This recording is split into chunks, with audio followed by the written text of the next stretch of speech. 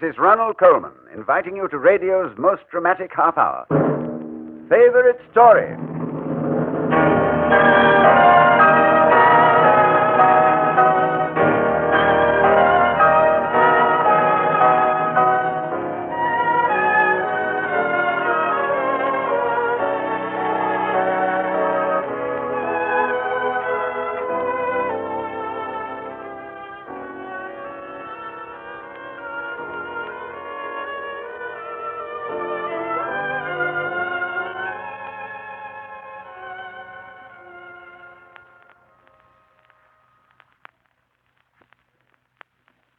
Have you ever wondered just what stories the most famous people in the world read and love? Well, this is the radio series which lets you look over their shoulders. For the plays you hear on Favorite Story have been handpicked, especially for you, by the most distinguished artists and world leaders of the 20th century. This week, our story was chosen by a lady with an Oscar, Academy Award winner Jennifer Jones. Miss Jones told us that the character she has always loved best in history and in fiction is the Maid of Lorraine, St. Joan of Arc. The story of this great heroine will star one of my favorite young actresses, Joan Loring. Here's Act One of Joan of Arc.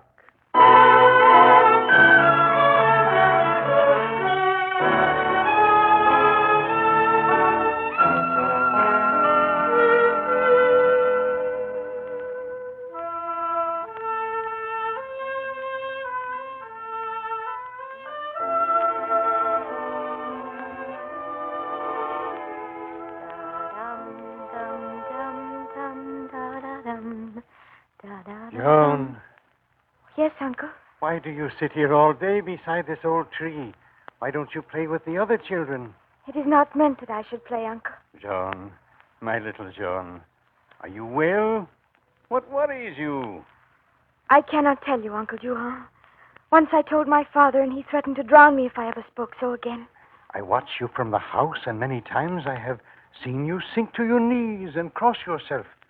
And I have seen your eyes widen and your lips move, as if you were talking to the wind. You are so intent, especially when the church bells ring for matins, or at twilight, when they play their night song. It is when the bells ring, Uncle, that I hear their voices most clearly. Oh, but Do not be afraid, Joan. many times they have said that, too. Do not be afraid, Maid of Domremy, for we bring you tidings from the kingdom of heaven. You will not drown me for telling you this. No, my child, but who are they, the voices you hear? The Archangel Michael.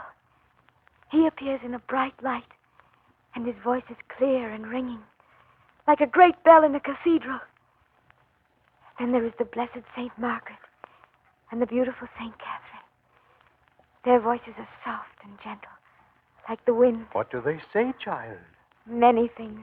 Oh, many things. The Vespers. Uncle, they have come. Monsignor. Jean the maid. In God's name, what do you see, child? Blessed Saint Michael, I am here. I am listening. In all shining white, Jean the maid, you shall ride to all ends and raise the great siege, then anoint and crown Charles the Dauphin, King of France, in the great cathedral, and reign. If God is willing, I shall do these things. I shall help to save France in its hour of darkness. Long ago, there was a prophecy. I remember it so well. Jeanne d'Arc, Saint Margaret, Jean le Précieux, Saint Catherine. daughter of France, go forth. Long ago, a prophecy. Out of Lorraine, beside the lady's tree, a maid shall come, Redeemer of France.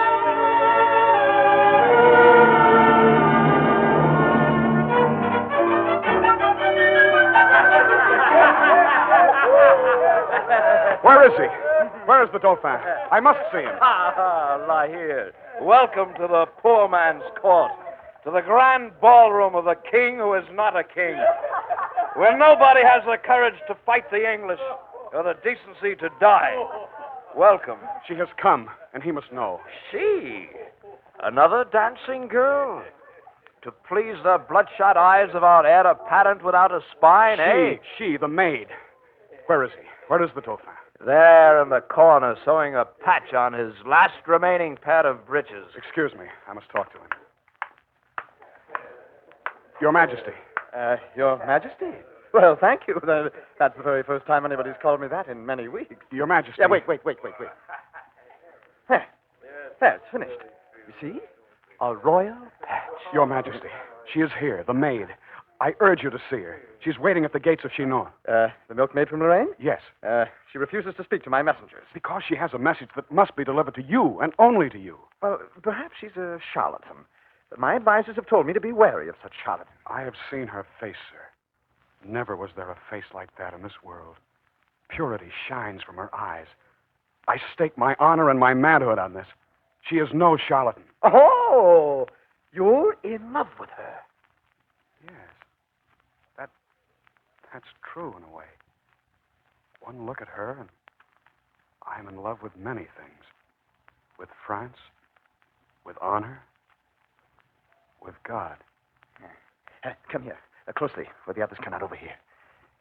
Do you really think it's possible this girl means to crown me king? Can such a thing be done? It can, Your Grace. I believe it. Robert de Baudricourt, as steady and sensible a soldier as you can find in Europe, believed her, and sent his lieutenants to escort her to you. You must see her, sir. Come to crown me king? Yes, Your Grace, and to aid you in fighting the invader. Oh. Well, I'd like the crowning part, but not the fighting. You know I'm not a fighting man. If the English and the Burgundians want to have Flanders and Picardy and Normandy, well, let them. Let them even have Orleans. But I'd really rather not fight. Will you see her and then judge? Yes. Yes, and I have a plan. Good. I will bring her here directly. Listen to me. I am about to see the maid. You think this is wise, Charles? I have an amusing idea. If she is indeed from God, as all the villagers from here to Domremy seem to be saying, then she should know me immediately, should she not? I am not schooled in these matters, but I should think so.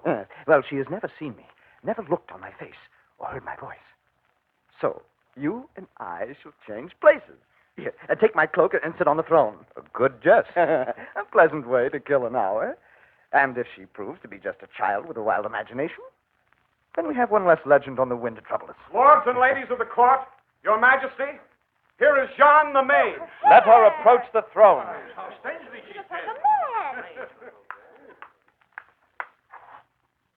It is the custom, my child, to kneel before the Dauphin. But you are not the Dauphin. I sit on the throne, maid. If I am not the Dauphin, who is then? He is in this room. I know. There, at the edge of the assembly, like a lost sheep. I kneel before you, gentle Dauphin. She knew.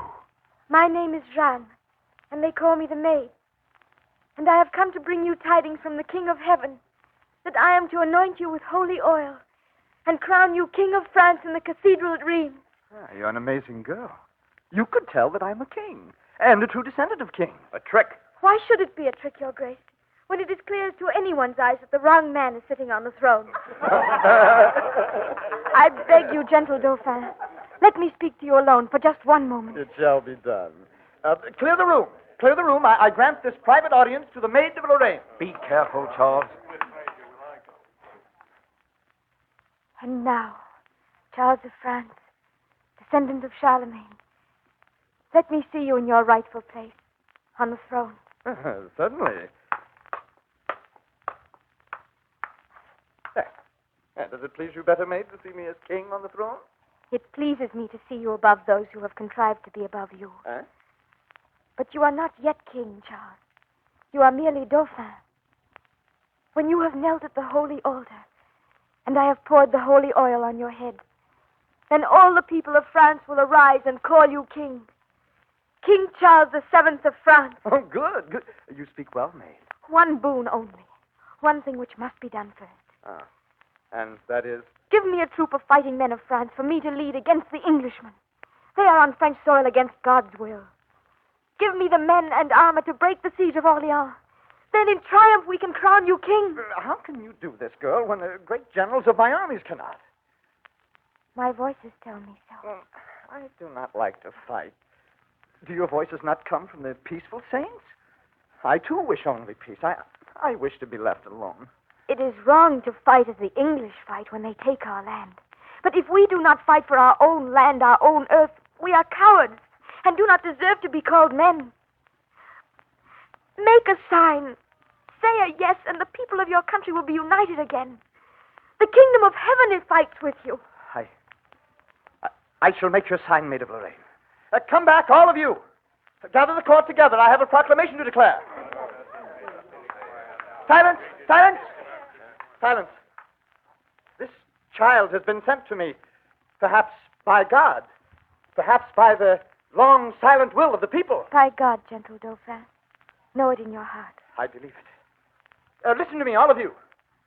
She is to have the armor and the men she needs. No. And she will lead our troops to Orleans. But I am head of the army. I name this maid head of the army of Charles VII. You have your answer, old soldier. How about the rest of you? Who is with me and who is against me? I am with you, Maid of Lorraine. And I! To Orleans! To Orleans! For God and for France!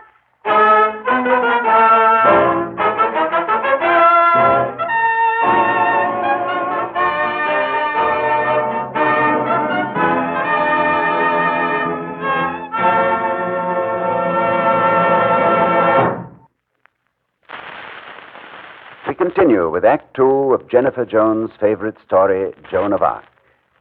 The many lyric stories which have been written about the Maid of Lorraine tell us that she rode at the head of an army of inspired followers.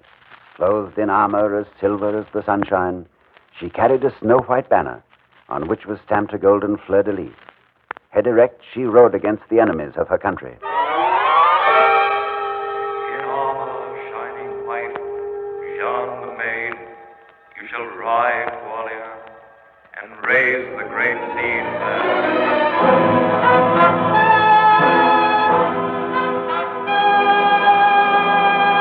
You, English in the Tourelle, listen to me. You, John Glansdale, who commands there. We order you to surrender in the name of the kingdom of heaven. Go home, cowgirl! The wind has changed, and the day is ours at last. Look behind you. You are surrounded on both sides. Countrymen, brothers, the order is charge!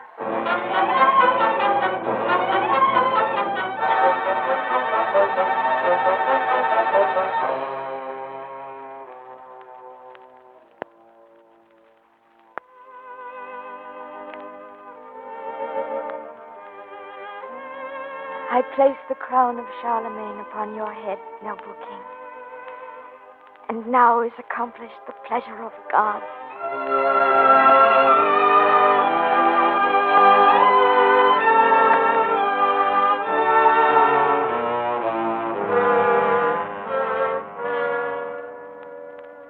Jean, the fleur-de-lis on your white banner is stamped forever on my heart. Laïr, you are a good friend. I did not believe that in my time I should see such a miracle. We had faith. We believed. It is that simple. In dark days, my child, faith is the greatest miracle of all. But we must not stop here. Until Paris is ours, France is not really ours. I must see the king immediately. We must assemble our forces and march to the capital city. Jean, no. What is wrong, my friend? Go back to Domremy, to your father's house. To Domremy. Your work is done. You have given the people of France a new standard, a lily-white standard. But you must stop here. Something has happened. Tell me. I cannot. All I can say is, go back to Lorraine while you can. You're my friend.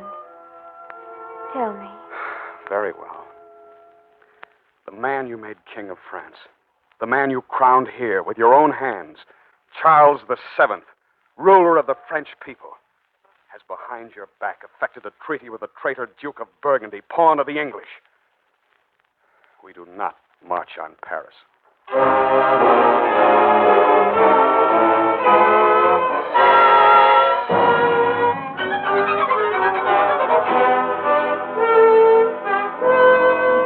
But I must see the king. There! I have jumped you 2 squares. Your move. Your Majesty. Eh? Oh, I hear. How dare you burst into my council chambers? I'm busy with affairs of state. A drafts game? Checkers, Your Majesty? Is that an affair of state? Well, certainly. There's an ancient French expression. Le roi s'amuse. The king must have a good time. Oh, dear. It's my move. This clown has me in a dreadful position. Your Majesty, I must have a word with you. Yeah, another time. Oh, why? If I move there, you jump me here and get a king. Oh, there. Your Majesty, the English have captured Jean the Maid. So rumor has it. There. Now, try to get out of that situation. Now, here I'm getting quite adept at this.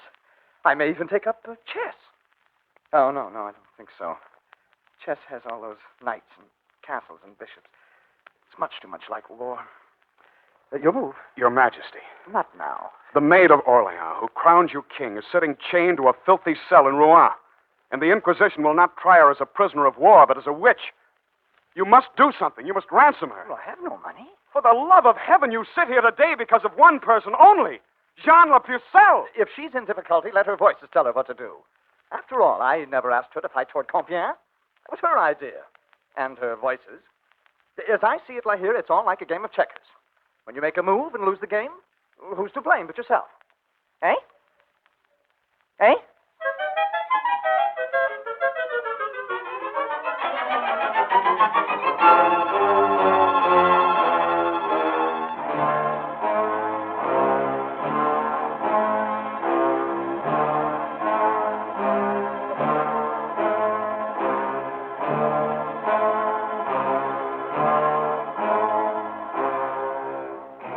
Bring in the maid.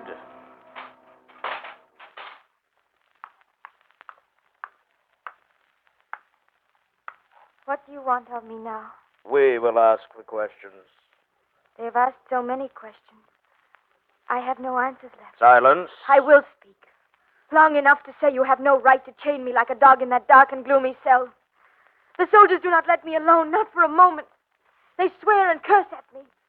I cover my ears, but I still hear them. That is irrelevant to our business here today. Maid, hear us. Do you swear on the gospel you will answer nothing but the truth? Well? Perhaps you will ask me things that I will not tell you. You were a young girl, uneducated. I am old. I've questioned many prisoners. Take my advice, child. Do not give impertinent answers. It will gain you nothing. We will try to be kind with you. Then be kind. Will you swear? No, I will not swear, because your standards of truth are not the same as mine. Girl, do you know that if you are not civil, if you do not give us a chance to prove that you are not a heretic, we will be forced to burn me at the stake like a witch. I know that. But why don't you give me a fair trial, with my own people present? Give me an advocate, a witness. My uncle, my playmates, my lieutenants, my king. Where is he? You are holy men. And yet what kind of mockery is it? Ask yourselves this. What kind of mockery is it to be tried by one's own enemies? This is a court of law, not a forum where we conduct a philosophic discussion. We will proceed with the questions even without the oath. Maid of Domremy, you claim you hear voices? Yes. Whose voices do you hear? The Archangel Michael and the Blessed Saints Margaret and Catherine. Did you see them as well as hear them? Yes. What do they look like? Describe them. I will not answer that. I'm not permitted to say. Because you do not know. Because they are figments of your imagination. And you did not actually see them any more than you actually heard them. I have seen them. As clearly as I see you sitting before me. I have heard their voices. I have spoken with them. I have embraced them. And all I have done has been at their bidding. And through them, the bidding of God. You realize that with every word you speak, you're confessing heresy. Why? Because you dare to pretend that you're in a state of grace. If I am not, may God bring me to it. If I am, may God keep me in it. You leave us no alternative. I am forced by my office to press all the charges against you. You do not deny that you have intercourse with evil spirits, and therefore a sorceress. Secondly, you wear men's clothes, which is an abomination against all decency. Are the saints evil spirits? How do you know they are saints? I know. How do you know which saint is which? Are they dressed, or do they appear to you naked? Do you think our Lord is so poor he has nothing to dress them in? In what language do they speak? Do they address you in English? Why should they speak in English when they are not on the English side? Girl, I warn you for the last time to recant, to abjure, to take back these heresies. You want me to say these things because you want the people not to believe. You are afraid, all of you, when a single person has faith in himself and his God. Because you know then that all of you in authority will be stripped bare with nothing to do. Turn her over to the secular authorities. Tell them to prepare the fire in the marketplace immediately. Today? You have made your choice. Sign this, or you go to the stake this very day. No. You're within seconds of your doom, child. Now sign. Oh, God. It starts with a smoldering flame. You can barely feel it. And then it builds. It builds. It will be cruel, not swift. Listen to me. You can still save yourself. Do you not see that your voices have deceived you? No. Have they helped you? Have they come to your aid for a single second since your capture at Compiègne? Have they, girl? And this king you crowned, would he give his life for you? Well?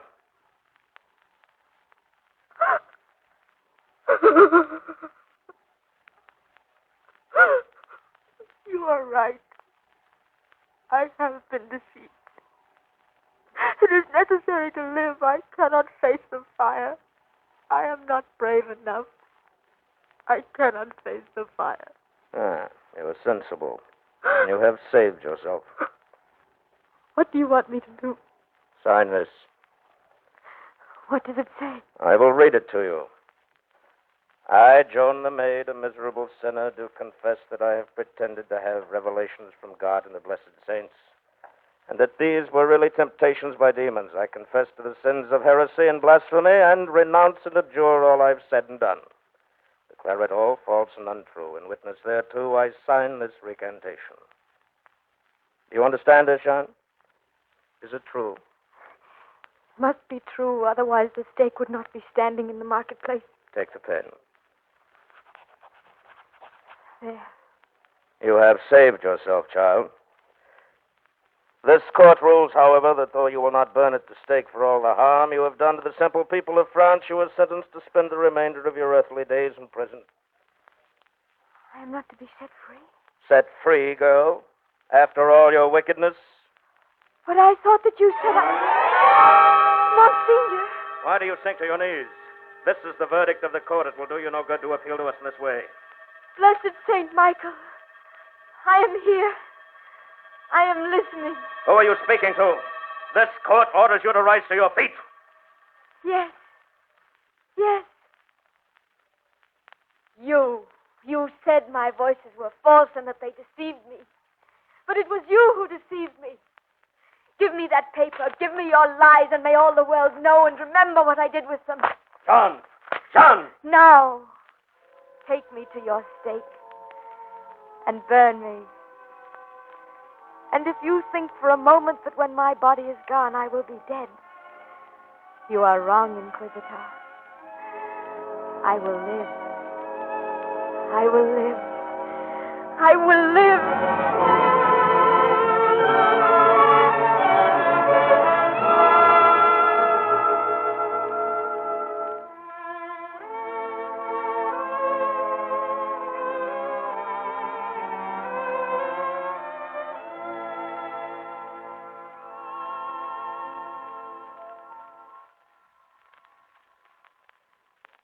So ends presents our play about the meteoric life of one of the most tragic heroines who ever walked this earth, St. Joan of Arc.